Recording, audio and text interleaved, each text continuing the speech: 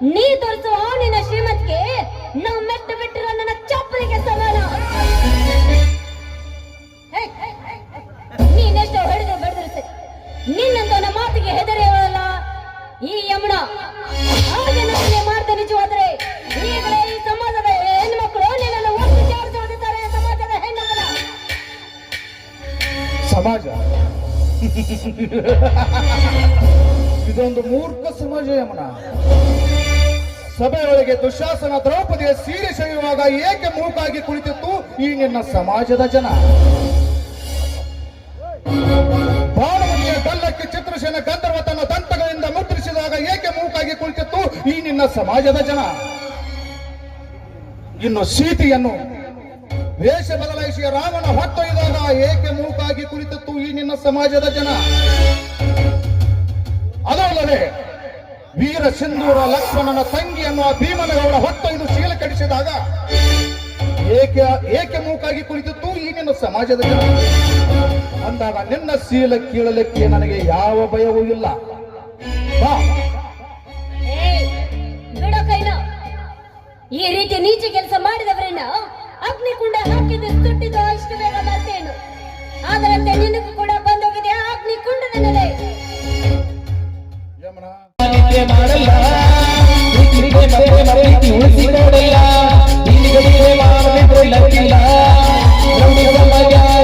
ಮಾಡಲ್ಲ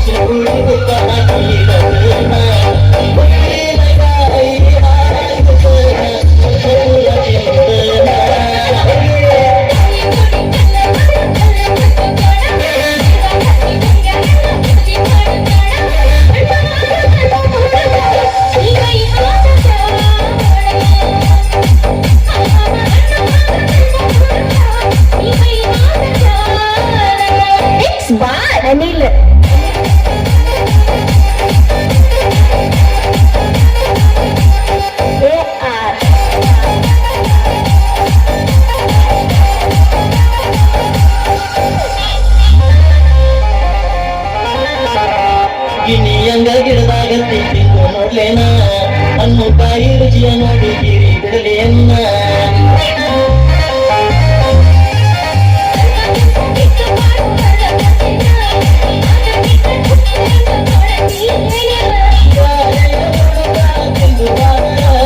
ಕಾಯಿ ತಿಂದು ಬರ್ತಾವೆ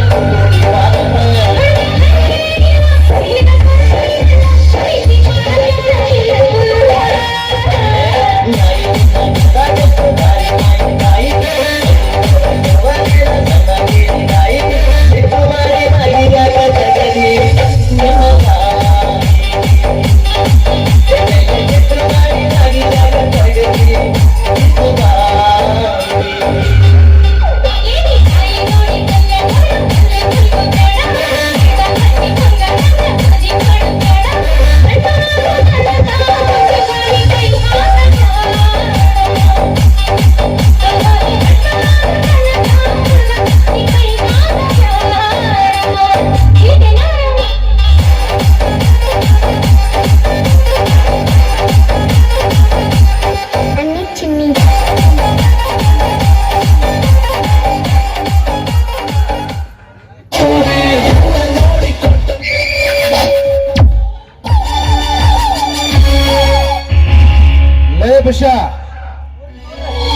ಎಲ್ಲಿ ಅದು ಕಣ್ಣು ಹಾಕಿ ನೋಡಿದ್ದು?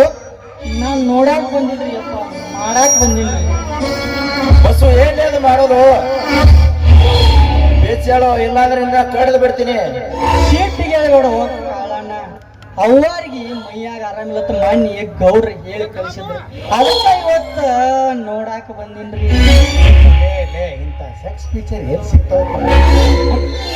ಹೋಗಿ ಚೆನ್ನಾಗಿ ಮಾಡುವ ಪರಾಣಿ ಹೋಗ. ಏಯ್ ಡಾಕ್ಟರ್, ಗೌಡ್ರು ಹೇಗೆ ಹೇಳ್ತಾರ ಕೇಳಲೇ ಅವಯಕ್ಕಿ. ಏ ಡಾಕ್ಟರ್, ಗೌಡ್ರು ಹೇಳೋ ಮಾತನ ನಾನು ಹೇಳ್ತಾನ. ಬೇಗ ಮನೆಗೆ ಹೋಗಿ ಅವರಿಗೆ ಸರಿಯಾದ ಇಂಜೆಕ್ಷನ್ ಮಾಡಿ ಬಂದ್ಬಿಡು. ಇಲ್ಲಿ ಗಲಾಟ ಆಕೈತಿ, ಗದ್ದಲ ಮಾಡ್ಬೇಡ. ಮನೆಗೆ ಹೋಗಿ ಅಟ್ಟ ಮಾಡ ಗಲಾಟೆ.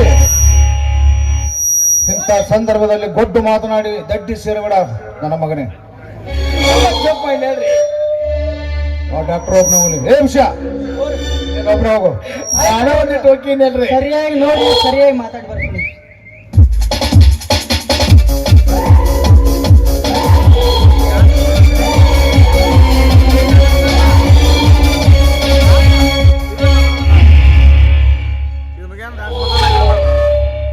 ಅದು ವಿಚಾರ ತೀರ್ತು ಬಿಡ್ರಿ. ಮತ್ತೆ ಮುಂದೆ ಅದನ್ನೆಲ್ಲ ಹೇಳಬೇಕಂದೇ ನಿಮ್ಮನ್ನು ಇಲ್ಲೂ ಕರೆಸಿದ್ದು. ತಲಾಟಿ ಅಂದು ನನ್ನ ಹತ್ರ ಸಾಲ ಒಯ್ದು ಜೀವಿಸಿ ಈಗ ಮರಳಿ ಕೇಳಿದರೆ ಸಾಲ ಕೊಟ್ಟಿದ್ದೇನೆ ಎಂದು ಹೇಳಿದ ಸತ್ಯ ಜೀತನ ಮನೆಗೆ ಬೆಂಕಿ. ಕಾಳ ಗೌಡ್ರೆ, ನಿಮ್ಮ ಅಪ್ಪಣೆ ಆದ್ರೆ ಈ ಕ್ಷಣದಲ್ಲೇ ಹೋಗಿ ಸುಟ್ಟು ಹಾಕಿ ಬಿಡ್ತೀನಿ ಆ ಪುರಾರಿ ಮನೆ. ಹೋಗು, ಆ ಬಿಡಾಡಿ ನಾಯಿಗಳು ಅದೇ ಬೆಂಕಿಯಲ್ಲಿ ಹಾಕಿ ಸುಟ್ಟು ಬಂದು ಬಿಡು. ನನ್ನ ಸಾಲ ಮುಳುಗಿಸಿದ ಸೇಡು ಆವಾಗ ತಿಳಿಯುತ್ತೆ.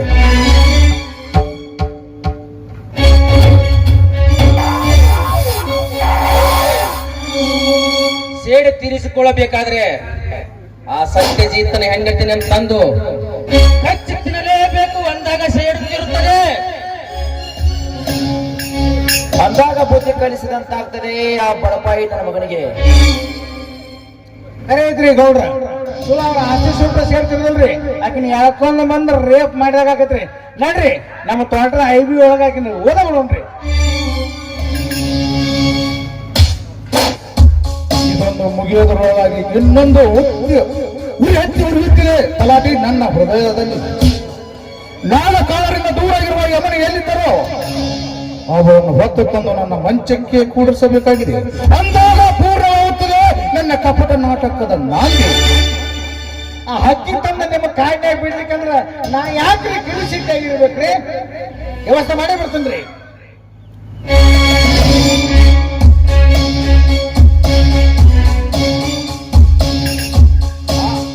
ಆ ಹೆಣ್ಣನ್ನು ಬೇಕಾದ ಪಂಜರದೊಳಗೆ ಬಚ್ಚಿಟ್ಟರು ಸರಿ. ಆ ಪಂಜರದ ಒಂದೊಂದು ಹೆಸರನ್ನು ಸೇರಿ ಆ ಸುಂದರ ಹೆಣ್ಣನ್ನು ನಮ್ಮ ಗೌಡರಿಗೆ ತಿನ್ನಬಡಿಸದಿದ್ದರೆ ನನ್ನ ಹೆಸರು ಕೊಡ್ಲಿ ಕಳಿ ಕಾರಿಕರೇ ಅಲ್ಲ.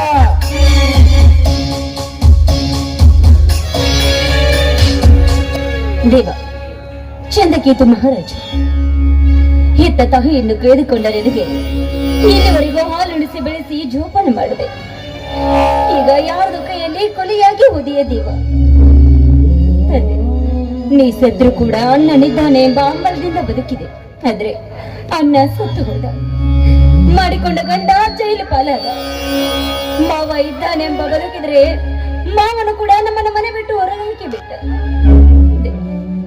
ಯಾವ ದಿಕ್ಕು ತೋಚದೇನೆ ಈ ಕಾಡಿನಲ್ಲಿ ಕಟ್ಟಿಗೆ ಮಾಡಿ ಜೀವನ ಸಾಗಿಸ್ತಿರುವೆ ದೇವ.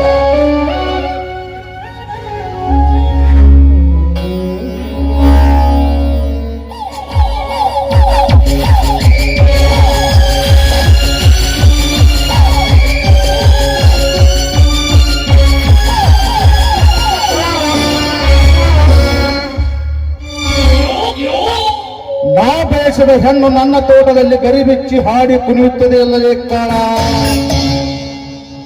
ನೀನು ಸ್ವಲ್ಪ ಮರೆಯಾಗಿ ನಿಲ್ಲು. ನಾನು ಈ ಹಳೆದ ಯೌವನ ಬಾಲ್ಯವನ್ನು ತೀರಿಸಿಕೊಂಡು ಬರುತ್ತೇನೆ. ಗೌಡ್ರೆ, ಸುಖ ಪಡೆಯಬೇಕೆಂದು ಹೋದ ನಿಮಗೆ ಆ ಹಕ್ಕಿ ದಕ್ಕದಿದ್ದರೆ ಶಿಕಾರಿ ಬೇಟೆಯಾಡಿಕೆ ಬೇಗ ಕೂಗಿ ಕರೆಯಿರಿ. ನಾನಿಲ್ಲೇ ಮರಿಗೆ ನೋಡ್ತೇನೆ.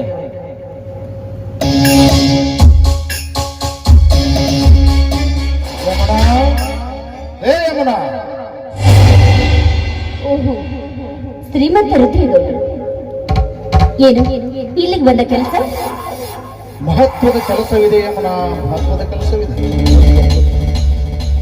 ಈ ನಿನ್ನ ಅಂಗ ಸೌಂದರ್ಯವನ್ನು ತುಂಬಿಯಾಗಿ ಸವಿಯಬೇಕೆಂದು ಹಾತೊರೆಯುತ್ತಿದೆ ನನ್ನ ಕಾಮದಲ್ಲಿ. ಅದಕ್ಕಾಗಿ ಓಡಿ ಬಂದಿರುವೆ. ಬಿಸಿಲಿಗೆ ಬಾಯಾರಿ ಬಂದ ಈ ರಸಿಕನಿಗೆ ಪ್ರೀತಿಯ ಲತೆ ಅಂಚಿನಿಂದ ಹೊರಸೂಸುವ ನಿನ್ನ ಬಾವಿಯಲ್ಲಿ ನೀರು ಕುಡಿದು ಹೋಗಲು ಬಂದಿರುವೆ ಅಷ್ಟೇ. ಶ್ರೀಮಂತರೆ, ನೀವು ಆಸೆ ಇಟ್ಟುಕೊಂಡು ಬಂದಿರುವ ಬಾವಿ ನೀರು ನನ್ನ ಗಂಡನ ಅಡಿಗೇರಿಸಿ ಪೂಜಿಸಬೇಕೆಂದಿರುವೆ, ತಿಳಿದುಕೊಳ್ಳಿ. ಆ ಗುಲಾಬಿ ಹೂವಿನ ಸುವಾಸನೆಗೆ ಹೆಡೆಬೆಚ್ಚಿ ಆಡುವ ನಾನೊಬ್ಬ ಮಿಡಿನಾಗರನೆಂದು ತಿಳಿದು ನೋಡಿ ಶ್ರೀಮಂತರೆ, ಅಷ್ಟೊಂದು ಸುಲಭವಲ್ಲ ನೀವು ಆಡುವ ಮಾತು. ನೀವು ಹೇಳಿದ ನಿನ್ನ ಮಿಡಿನಾಗರ ನನಗೇನು ಮಾಡಲಾರದು. ಮಾಡಿ ತೋರಿಸಬೇಕೆಂದು ಓಡಿ ಬಂದಿರುವ ಯಮುನಾ, ನೀನಿದ್ದ ಸ್ಥಳವನ್ನು ನೋಡಿ ಸುಮ್ಮನೆ ನನ್ನ ಮಾತಿಗೆ ಒಪ್ಪಿದರೆ ಸರಿ, ಇಲ್ಲದಿದ್ದರೆ ಗುಲಾಬಿ ಗಲ್ಲದಂತಿರುವ ನಿನ್ನ ಗಲ್ಲ ಕಚ್ಚಿ ವಿಷ ಸರ್ಪ ಜ್ವಾಲೆ ಲೇಪನ ಮಾಡಿಬಿಡುವೆ. ಎಚ್ಚರವಿಲ್ಲ ಕೆಚ್ಚನೆ ಮುಂದೆ ಮಾಡಿಕೊಂಡು ಹುಚ್ಚರಾಗಿ ಹಾರಾಡಿದ್ರು ಕೂಡ ಹುಚ್ಚ ಹಾಗೆ ತಲೆ ಬಾಗಿಸಲಾರುವ ಯಮುನಾ, ಕಚ್ಚೆ ತೀರುತ್ತೇನೆ ಎಂದು ನೀ ಏನಾದ್ರೂ ಹೇಳಿ ಎತ್ತಿ ಕಾಮಕ್ರಿಯೆ ಆಡಲು ಬಂದ್ರೆ ಹೊರಕ್ಕೆ ಹೋಗೋಣಂತೆ ಕಚ್ಚಾಗಿ ಹೋರಾಡಬೇಕಾಗುತ್ತೆ. ನೀ ಎಚ್ಚರ. ಲೇ ಎಚ್ಚರ ಹೇಳುವ ಹುಚ್ಚು ಹೇನೆ, ನಿನ್ನಂತೆ ನಿಮ್ಮಪ್ಪ ಹಾರಾಡಿ ಯಾರದೋ ಕೈಯಲ್ಲಿ ಸತ್ತು ಹೋದ. ಈಗ ಈ ಗೌಡನ ಶಿರ ಕಡಿಯಬೇಕೆಂದ ಆ ನಿನ್ನ ಗಂಡ ಜೈಲು ಸೇರಿದ ನನ್ನ ಕೈಯಲ್ಲಿ. ಇನ್ನು ರೈತರ ವಾರಿಯಾಗಿದ್ದ ನನ್ನ ಎದುರು ಹಾಕಿಕೊಂಡ ನಿನ್ನ ಭಾವ ಹೆಂಡತಿಯಿಂದ ದೂರಾಗಿ ಭಿಕ್ಷೆ ಪಾತ್ರ ಹಿಡಿದ. ನೀನು ಇವನೇ ನನ್ನ ಗಂಡ ದೇವರೆಂದು ಚೆಂಡ ತಿರುಗಿ ಮಾತನಾಡಿದರೆ ಬಂಡಗೆಟ್ಟ ಸೂರ್ಯಾಗುವಿ ನನ್ನ ಕೈಯಲ್ಲಿ. ನಿನ್ನಂತನ ಕೈಯಲ್ಲಿ ಬಂಡಗೆಟ್ಟ ಸೂಳೆ ಆಗೋದಕ್ಕೆ ಶಂಡನ ಹೆಂಡತಿಯಲ್ಲ ಈ ಯಮುನಾ.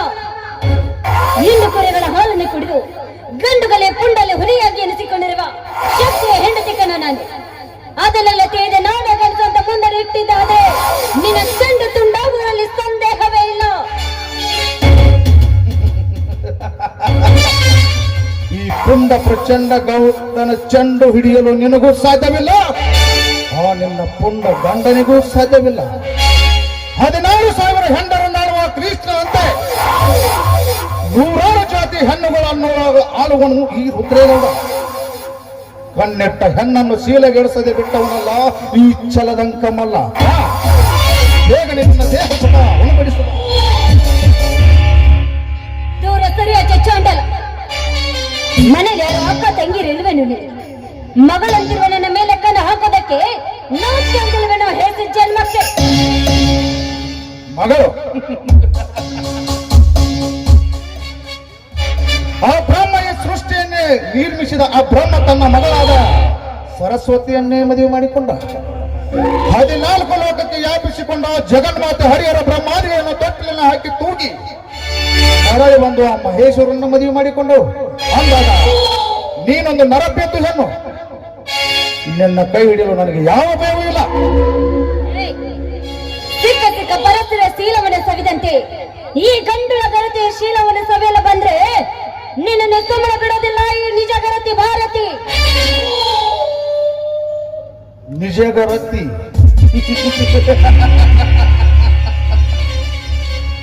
ಗಂಡನನ್ನು ಜೈಲಿಗೆ ಕಳಿಸಿ ಮಿನ್ನನನ್ನು ಕರೆಸಿ ಮಿನ್ನನಿಗೆ ಮೈ ಒಪ್ಪಿಸಿ ಬಂಡಗೆಟ್ಟ ಸೂಳಿಯಂತೆ ತಿರುಗ್ತಿಯಲ್ಲ, ನೀನೇವ ಮಾಗರತಿ.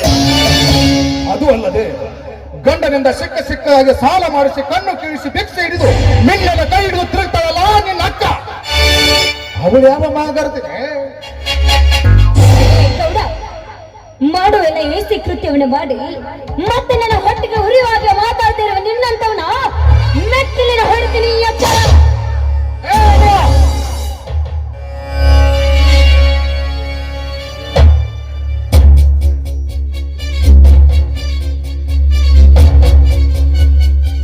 ನೀನು ಹಿಡಿದ ಹಠ ಬಿಟ್ಟು ಈ ಹಠ ಯೋಗಿ ಜಟರಾಜನ ಸೂಳೆಯಾಗಿ ಬದುಕಿದರೆ ಸರಿ, ಇಲ್ಲವಾದರೆ ನೀನುಟ್ಟ ಬಟ್ಟೆಯನ್ನು ಬಿಚ್ಚಿ ಅರಣ್ಯದಲ್ಲಿ ಕುಟ್ಟಿ ತಿನ್ನಬೇಕು ಕೆಂಪು ದಯವಿಟ್ಟು ಈ ಅಂತ ಹೇಳಿಬೇಡಿ. ಗಂಡನೇ ದೇವ್ರಿ ಅಂತ ಪೂಜೆಗಿಟ್ಟ ಈ ಮಡಿಕೆಯನ್ನ ದಯವಿಟ್ಟು ಹೊಡಿಬೇಡಿ. ನಿಮ್ಮ ಕಾಲಿಗೆ ಬಿದ್ದು ಬೇಡಿಕೊಳ್ತೇನೆ.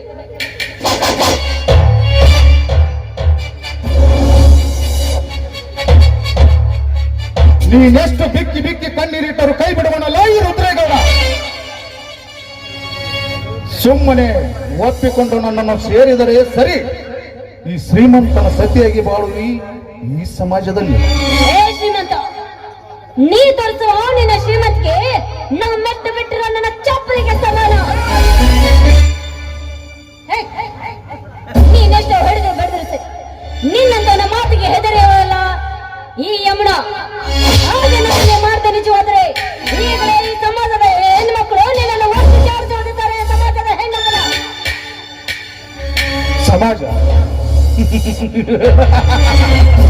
ಇದೊಂದು ಮೂರ್ಖ ಸಮಾಜ ಯಮುನ. ಸಭೆಯೊಳಗೆ ದುಶಾಸನ ದ್ರೌಪದಿಯ ಸೀರೆ ಸೆಳೆಯುವಾಗ ಏಕೆ ಮೂಕಾಗಿ ಕುಳಿತಿತ್ತು ಈ ನಿನ್ನ ಸಮಾಜದ ಜನ?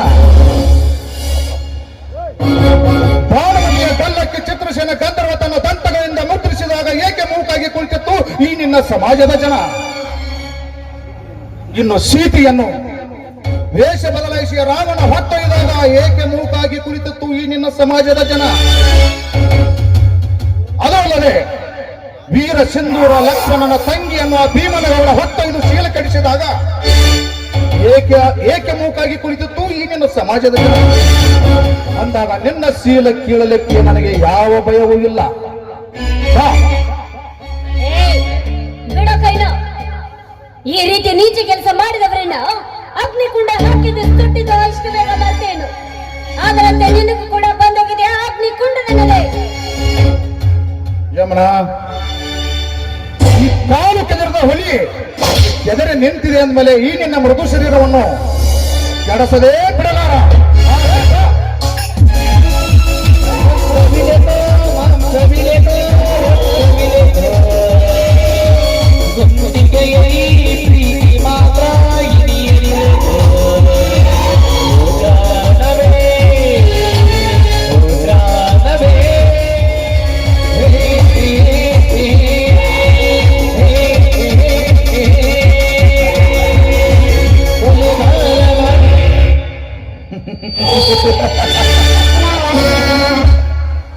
ಶಕ್ತಿ ಎಂದು ಸಿಕ್ಕಿತು ನನಗೆ ಮುಕ್ತಿ. ರೈತರೆಂದು ಅರ್ಪಟದಿಂದ ನನ್ನ ಎದುರು ಹಾಕಿಕೊಂಡೆಲ್ಲ ಮಗನೇ. ಈ ಸೇಡಿನ ಕಿಡಿ ಒಂದು ಹಾರಿ ಹೋಯಿತು ನಿನ್ನ ಗಂಡತಿಯ ಶೀಲವನ್ನು. ಗಂಡನೆಯ ಗಂಡು ಎಂದು ಹೇಳಿಕೊಳ್ಳುವ ನೀನು ಮರಳಿ ಪಡೆದುಕೋ ನಿನ್ನ ಹೆಂಡತಿಯ ಶೀಲವನ್ನು.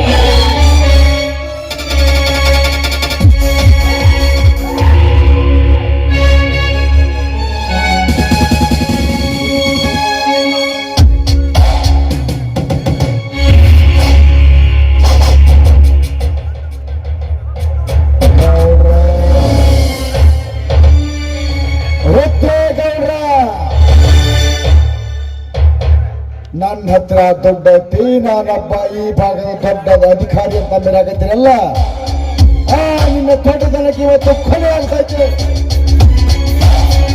ಏನಂದ್ರೆ ಗೌಡ, ಅನ್ಯಾಯವಾಗಿ ನನ್ನ ಸೊಸೆ ಮೇಲೆ ಬಲಾತ್ಕಾರ ಮಾಡಿದೆಯಲ್ಲ, ಅದರ ಪ್ರತಿಕಾರದ ಸೇಡು ತೀರಿಸಿಕೊಳ್ಳಲು ಬಂದಿದ್ದೇನೆ. ಸೇಡಿಟ್ಟ ಯಾರು ನೀವು ಕಾಂಡಗಳು? ಕಾಂಡವಲ್ಲೇ ಪಚ್ಚ ಗಂಡನೆಯ ಗಂಡಸರಾಗಿ ಬಂದಿವೆ.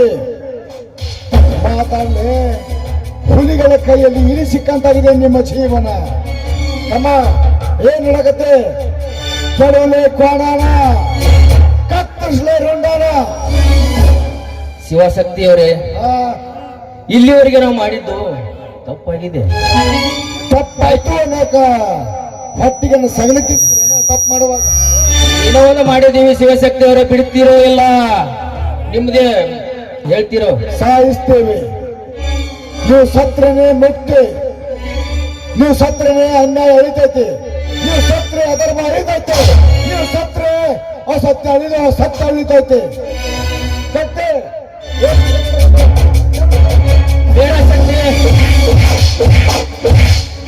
ಹೇಳೋ ಶಕ್ತಿ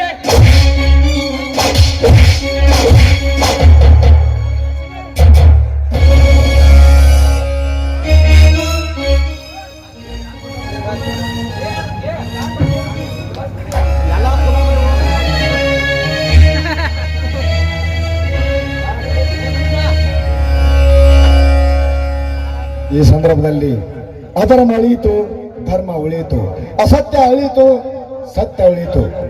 ಈ ಸಂದರ್ಭದಾಗ ನಮ್ಮೆಲ್ಲರನ್ನು ಒಂದುಗೂಡಿಸಿದ ಆ ದೇವರಲ್ಲಿ ನೆಲೆಸಿ